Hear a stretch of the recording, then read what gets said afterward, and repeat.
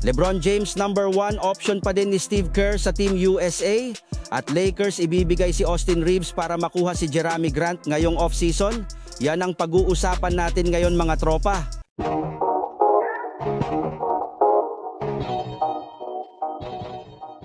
Hindi nga po mga tropa katulad ng nagdaang exhibition game na gawa nga po ng Team USA na tambakan ng South Sudan sa kanilang rematch 103-86.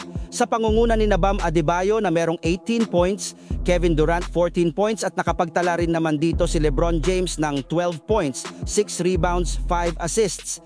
And speaking of LeBron, bukod sa katotohanan na siya ang top 1 sa MVP rankings ng Olympics, siya rin naman ang may pinakamataas na efficiency ratings o plus-minus sa buong lineup ng USA sa pagkakaroon niya dito ng plus 47. Kaya hindi na nga nakapagtataka kahit anong gawing adjustment ni Steve Kerr sa rotation. Hindi nga po siya natatanggal sa kanilang starting 5, lalo pa at all-around player ang ginagawa nito. Yes mga tropa, simula nga po sa ball handling, playmaking, rebounding and defense na sobra nga itong maaasahan. Kaya kahit man madami siyang kapareho ng posisyon sa USA, hindi nga po siya nasasapawan ng iba. Hindi kagaya kay Joel Embiid na bukod sa tinanggal siya bilang starting center, hindi pa na nga ito pinaglaro ni Steve Kerr sa kanilang game laban sa South Sudan. Ayon nga po dito, parte rin naman nga po ng game plan ang pagbabangko kay Embiid upang sa ganon matapatan nila ang bilis at liksi ng mga players ng kalaban, which is naging successful rin naman matapos silang manalo at umangat sa 2-0. Samantala, dito naman tayo sa ating sunod na pag-uusapan ngayon sa lumabas na balitang trade sa pagitan ni Austin Reeves at Jerami Grant. Ibinulgar na nga mga tropa ng isang NBA insider na wala pa rin naman na pagkakasunduan ang front office ng Trail Blazers at ang Los Angeles Lakers patungkol sa trade.